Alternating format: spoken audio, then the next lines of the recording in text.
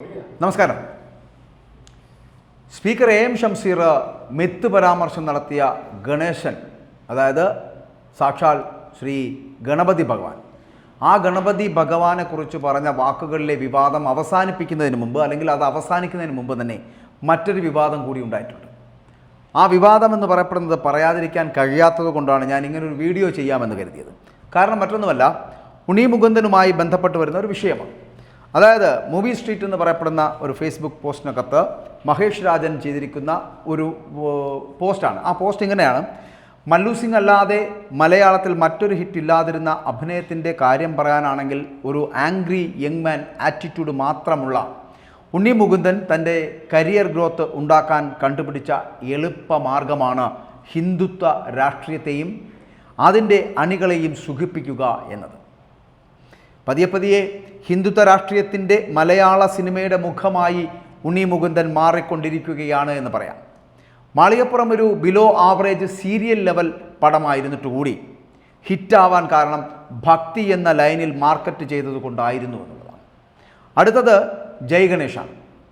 ഒരു തീവ്രവാദ ആശയത്തെ കൂട്ടുപിടിച്ച് പടം ഹിറ്റടിക്കുന്നതിലും കരിയർ ഗ്രോത്ത് ഉണ്ടാക്കുന്നതിലും നല്ലത് കട്ടപ്പാറയും എടുത്ത് കക്കാൻ പോകുന്നതാണ് എന്ന് പറഞ്ഞ് അവസാനിപ്പിക്കുകയാണ് മഹേഷ് രാജൻ. മഹേഷ് രാജൻ അങ്ങനെ പറയണ്ട എന്നല്ല ഞാൻ പറഞ്ഞത്. പക്ഷേ അതിൽ അദ്ദേഹം സൂചിപ്പിച്ച ചില വാചകങ്ങളുണ്ടല്ലോ.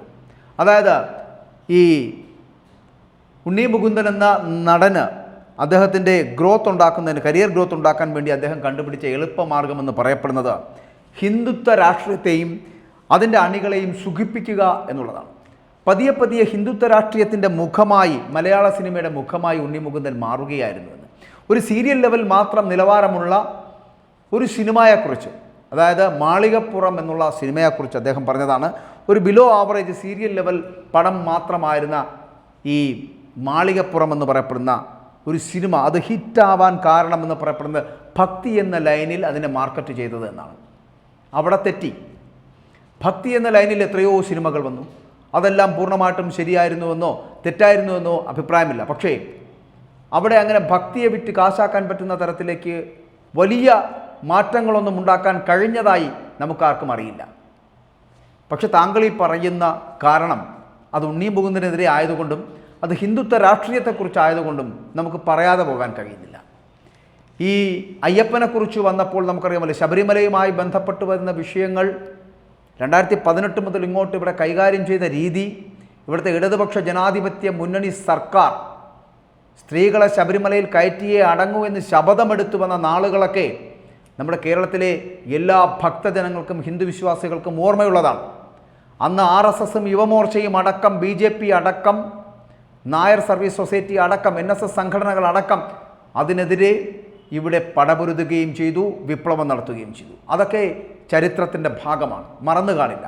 അതുകൊണ്ട് തന്നെയാണ് അയ്യപ്പൻ എന്ന് പറയപ്പെടുന്ന സങ്കല്പത്തെക്കുറിച്ച് മാളികപ്പുറം എന്ന പേരിൽ ഒരു സിനിമ എത്തിയപ്പോൾ ആ സിനിമയിൽ അഭിനയിച്ച വ്യക്തിക്കപ്പുറം ആ സിനിമയെ, ആ അയ്യപ്പനെ തൻ്റേതാക്കാനുള്ള, അല്ലെങ്കിൽ അത് തന്മയീഭാവത്തോടു കൂടി കാണുവാനുള്ള ഒരു കരുത്ത് ഇവിടുത്തെ ഹിന്ദു സംസ്കാരത്തിനുണ്ടായിരുന്നു. അതുകൊണ്ട് തന്നെയാണ് ആ സിനിമ വൻ വിജയമായത് എന്നുള്ളത് മറന്നു പോകരുത്.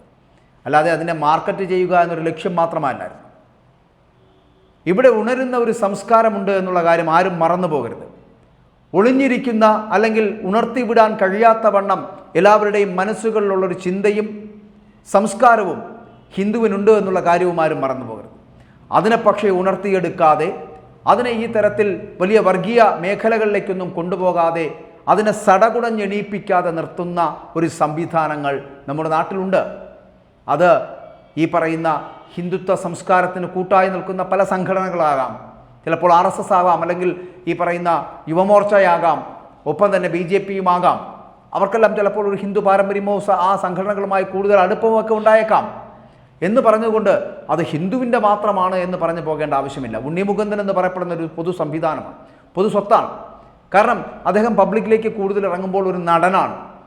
അങ്ങനെ ഒരു നടനെ ഇങ്ങനെ നമ്മൾ ഹിന്ദുത്വ സംസ്കാരത്തിൻ്റെ ഭാഗമാക്കി ലേബൽ ചെയ്യേണ്ട ആവശ്യമില്ല.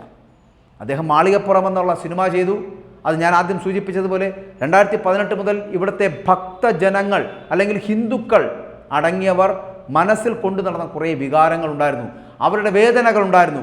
അയ്യപ്പനെക്കുറിച്ചോർത്ത് വളരെ ഭക്തിയോടുകൂടി വളരെ കൃത്യമായി അവർ ഭജിച്ചു നടന്ന നാളുകളായിരുന്നു ആ മണ്ഡലകാലങ്ങൾ. ആ മണ്ഡലകാലത്തിൽ അടികൊണ്ടുപോയ അയ്യപ്പ ഭക്തന്മാർ വരെ നിരവധിയായിരുന്നു. ആ ഓർമ്മകളാണ് മാളികപ്പുറം പോലൊരു സിനിമയെ അവരുടെ നെഞ്ചിലേറ്റിയത്. അങ്ങനെ ആ നെഞ്ചിലേറ്റിയത് കൊണ്ടാണ് അതൊരു വലിയ സൂപ്പർ ഹിറ്റ് സിനിമയായി മാറിയത്.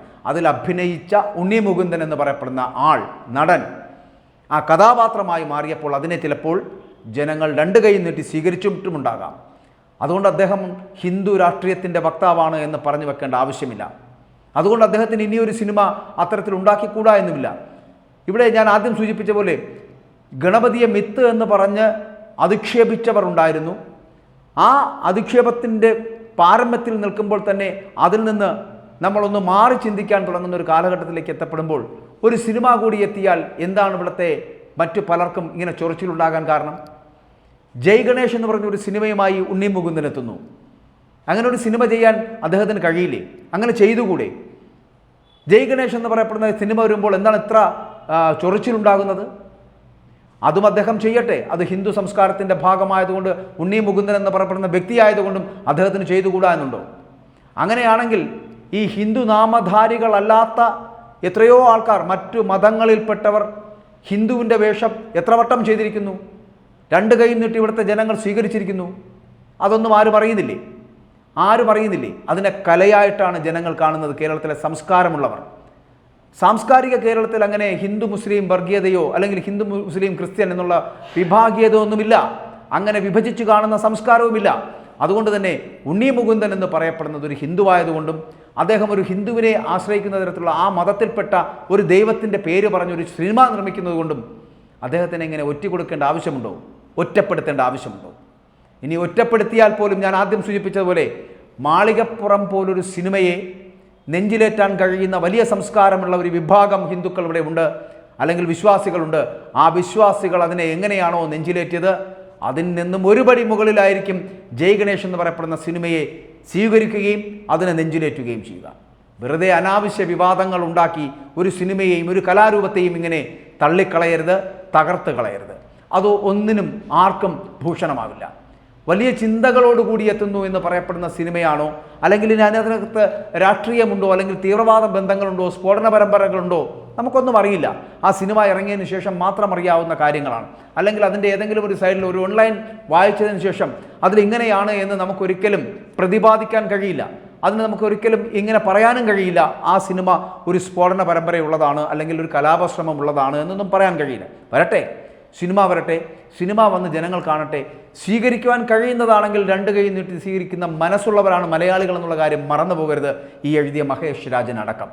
അതുകൊണ്ട് ഇങ്ങനെയുള്ള വാർത്തകളിൽ ഇടം പിടിക്കുവാൻ ഉണ്ണി മുകുന്ദന് കഴിയുന്നത് എന്ന് പറയുന്നത് അദ്ദേഹത്തിൻ്റെ സിനിമയ്ക്ക് ചിലപ്പോൾ ഗുണം ചെയ്തേക്കാം, ഉണ്ണി മുകുന്ദനും ഗുണം ചെയ്തേക്കാം. പക്ഷേ ഈ തരത്തിലുള്ള വാർത്തകൾ സൃഷ്ടിച്ച് ഒരിക്കലും കലാമൂല്യമുള്ള കലാസൃഷ്ടികളെ രാഷ്ട്രീയത്തിൻ്റെ പേര് പറഞ്ഞ്, മതത്തിൻ്റെയും ജാതിയുടെയും സംസ്കാരത്തിൻ്റെയും പേര് പറഞ്ഞ് വേർതിരിക്കരുത്. വർഗീയത എന്ന് പറയപ്പെടുന്നത് വിഷമാണ്, അതിനെ കുത്തിവെക്കുകയും ചെയ്യരുത്. ഇവിടെ ഒരു സിനിമ വിജയിക്കുന്നുണ്ടെങ്കിൽ, അല്ലെങ്കിൽ താങ്കൾ ആദ്യം സൂചിപ്പിച്ചതുപോലെ മാളികപ്പുറം എന്നൊരു സിനിമ വിജയിച്ചിട്ടുണ്ടെങ്കിൽ, അതിനു പിന്നിൽ ഹിന്ദുവിൻ്റെ സംസ്കാരം ഉണർന്നിട്ടുണ്ടെങ്കിൽ, അത് ഉണരുന്നതിൽ എന്താണ് തെറ്റ്? അവർ ഒന്നിച്ചുകൂടി കണ്ടാൽ എന്താണ് തെറ്റ്? അവർ ഒന്നിച്ചുകൂടി ആ സിനിമയെ വിജയിപ്പിച്ചാൽ എന്താണ് തെറ്റ്? അതുകൊണ്ട് ഒന്ന് ഓർക്കുക, മാളികപ്പുറം വിജയിക്കുവാൻ അങ്ങനെ ഒരു ഹിന്ദു അജണ്ട ഉണ്ടായിരുന്നുവെങ്കിൽ അതേ അജണ്ട ചിലപ്പോൾ ജയ് ഗണേഷിലും ഉണ്ടായേക്കാം. ഇവിടെ ആരെയും തടഞ്ഞു നിർത്തേണ്ട ആവശ്യമില്ല. കലാമൂല്യമുള്ള സിനിമകൾ, കലാസൃഷ്ടികൾ ഉണ്ടായിക്കൊണ്ടേയിരിക്കും. അവയെ സ്വീകരിക്കാൻ കഴിയുന്ന പക്വതയാർന്ന മനസ്സുള്ള മലയാളികളുണ്ട്. അവർ അത് സ്വീകരിക്കുക തന്നെ ചെയ്യും. പിന്നെ ഹിന്ദുവിനെ ഉണർത്താതെ ഹിന്ദു ഇങ്ങനെ മാനസികമായി തളർന്നു കിടക്കുന്നു എന്നും ആരും കരുതണ്ട. അവർ ഉണർന്നെണീക്കുകയും അവരെ ഏതെങ്കിലും തരത്തിൽ വേദനിപ്പിക്കുകയും ചെയ്തിട്ടുണ്ട് എങ്കിൽ അതാണ് മാളികപ്പുറത്തിന് കണ്ടത്. അങ്ങനെ ജയ് ഗണേഷിൽ എം ഷംസീർ മിത്ത് വിവാദം നടത്തി ഗണപതി ഭഗവാനെ ഏതെങ്കിലും തരത്തിൽ വേദനിപ്പിച്ചതായിട്ട് ഭക്തജനങ്ങൾക്ക് തോന്നിയിട്ടുണ്ടെങ്കിൽ ഈ ജയ് ഗണേഷും സൂപ്പർ ഹിറ്റാക്കാൻ അവർ രണ്ട് കൈ നീട്ടി ഇറങ്ങും. അവർ ആ സിനിമയും വിജയിപ്പിക്കുമെന്നുള്ള കാര്യത്തിലും സംശയമില്ല. അതുകൊണ്ട് ഹിന്ദു സംസ്കാരത്തെയും ഹിന്ദുവിനെയും വെറുതെ അങ്ങനെ നമ്മൾ ആവശ്യമില്ലാത്ത തലങ്ങളിലേക്ക് കൊണ്ടുവന്ന് രാഷ്ട്രീയപരമായി ഉപയോഗിക്കുവാൻ ശ്രമിക്കുന്നത് തെറ്റ്.